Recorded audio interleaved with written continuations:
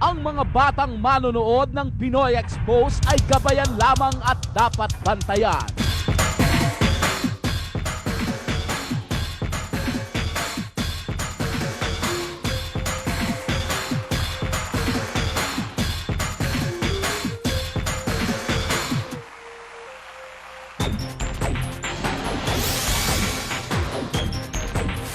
Walang alisan, walang tayuan dahil narito na naman ang paborito ng bayan. Sumasagitsik ang katatawanan, hindi kami barat na kayo'y paglingkuran. Sisiguraduhin naming hindi maaaksaya oras sa amin inyong ilalaan.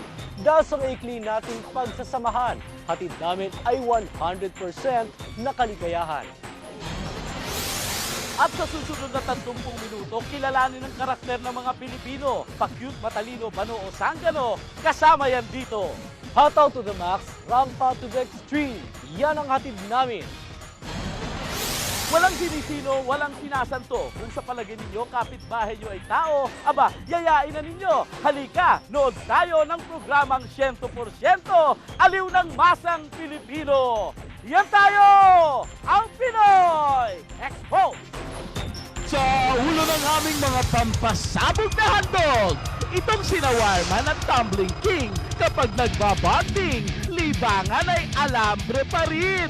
Garantisado raw, hindi ito boring. Itong mga preso may sari-saring kwento. Sa tagal ng ilan sa kanila dito, script ng kanilang mga kwento, aabot na ng kilo-kilometro. Batang galing na handog namin sanay mag-tumbling, baget na kahit makulit, pambato natin sa World Gymnastics. Kapag utak ng Pinoy ang tumakbo, pati kanilang mga oto, gusto sariling imbento, iba't ibang pautot, nilalagay dito. Di matatawaran ang galing ng mga Pilipino. Kultura man, tradisyon at maging talento. Sa anumang larangan ay hindi paaawat. Dahil tunay tayong angat na angat. At ang inyong mga nakita ay prueba lang na ang Pinoy tunay na walang katapat. Dahil dito sa Pinoy Expo, bawalang duwa At walang pinatpat.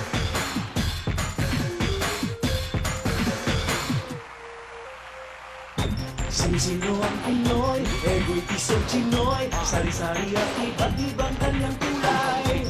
Sino nga ba ang Pinoy? Si Neneng o si Boy? Sari-sari at iba't ibang kanyang husay. Kahit anong larangan, kahit kailan, kahit saan ay walang aatasan. Lalaban yan.